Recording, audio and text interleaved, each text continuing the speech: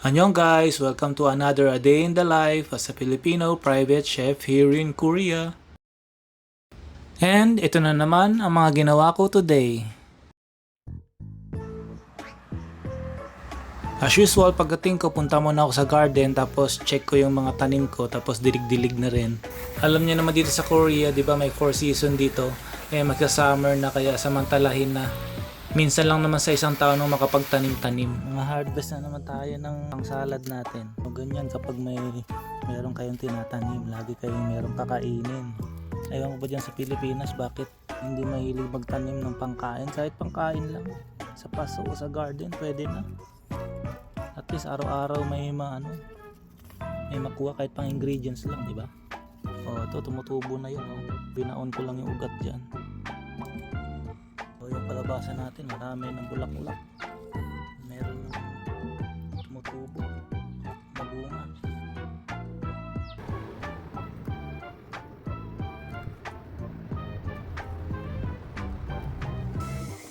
After nyan, dahil gusto ng amo ko na burger yung kanyang lunch, ito gumagawa na ako ng burger bun. Medyo dadamihan ko na ng gawa kasi after nito, i-freezer ko tong mga to. Para next time na gagawa ko ng burger, meron na ako naka-ready na bun. Bali, meron akong 2 ways kung paano i-shape to as a burger bun. Yung una, ginamitan ko siya ng ring para pantay-pantay yung pagkakabilog niya. And then yung pangalawa naman, binobol ko lang siya tapos fina-flat ng pagganito. Papaalsahin ko lang yan and then after nyan, pabrush ko na siya ng egg wash. Tapos lagyan lang ng sesame seed on top. Ibibake ko lang yan and then ayan, perfect burger bun na burger bun, di ba? And then next naman itong ginamitan ko ng ring. Kita nyo, perfect na yung pagkakabilog niya. Pero halos parehas lang naman di ba? And syempre, ang sarap nito at super lambot, yung parang nabibili sa mga groceries, di ba? Tapos ipapakita ko naman sa inyo kung paano magluto ng french fries na gawa sa fresh potato. Bali, ganito lang technique niyan guys, i-deep fry mo lang siya sa napakahinang apoy hanggang sa lumambot yung potato. Kapag lumambot na, alisin nyo na sa mantika tapos palamigin ng konti. Syempre habang pinapalamig ko yan, i-ready ko na rin itong burger. And then kapag ready to serve na, i-double fry lang natin to sa super init na mantika. Tapos ganyan na, ang perfect ng kulay niya, diba? Tapos lagyan lang natin ng salt and garlic. And then i-assemble ko na itong ating burger kasi kailangan kong ma-serve ito ng 1 PM. Every 1 PM kasi kumakain yung amo ko So ganyan lang yan guys. Ready na yung ating burger. Tapos para sa lunch ko naman, magigisa lang ako ng broccoli. Tapos yung panglasa ko dito is ginamos. Sa mga Ilonggo, alam na alam to kung ano yung ginamos. Ito yung bagoong namin ng mga Ilonggo. Napakasarap nito sa kahit anong ginisang gulay. Hindi mo na kailangan maglagay ng karne kasi malasang malasa na to. Nilagyan ko lang yan ng konting toyo and goods na yan. Tapos para sa protein ko naman, nagprito lang ko nitong tokwa. Syempre lagyan lang natin ng toyo at suka at itong Maggi sabor. Konting onion tapos feeling tokwa at baboy na.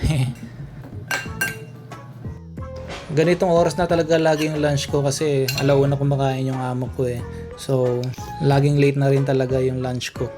And then, nag-experiment akong gumawa nitong gelato ube. Kasi nga, trending na trending dito sa Korea yung ube. Bala ko sana ako lang kakain ito. Kaso nakita pala ng amo ko na gumagawa ko ng ice cream na purple. Tapos nung merienda niya, nanghingi siya. Ang tanong ko agad sa sarili ko, magugustuhan niya kaya to? For sure, first time niya lang makakatikim nito. Bahala na nga. At yun, at naubos niya nga, sarap na sarap daw siya. I-serve ko din daw to sa dinner. After ko ma-serve yung dinner niya, naglinis muna ako ng isang freezer ko dito sa isang kitchen.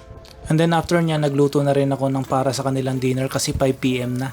Ang tawag nga pala sa isda na to yellow croaker. Ito yung madalas na makikita nyo sa Korea na mga nakatali at mga nakasabit na isda na dinadry sa tuwing taglamig. At napakasarap talagang iprito to. Pinarisan ko lang to ng tomato salsa. Naglagay na ako dyan ng syempre kamatis, bawang, olive, suka, lemon, and then olive oil. Tapos paparisan ko lang din to ng avocado. Wiwisikan ko lang yan ng olive oil at saka asin, tapos paminta. And then lemon, tapos ito torch ko na to. Hindi naman na kasi kailangan lutuin to eh. Parang magmukhang grill lang yung ating adobo. And then ipi-plating ko lang to ng ganito. And then ayan na, simple lang yung dinner nila no. Tapos may kasama lang soup yan. Bali yung soup na to is potash ang tawag dito. Potato lang yan guys na pinuri. At yun, ang bilis ng oras, 6 PM na.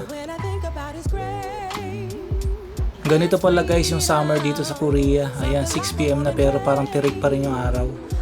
Thank you again for watching guys. See you on my next video. Annyeong!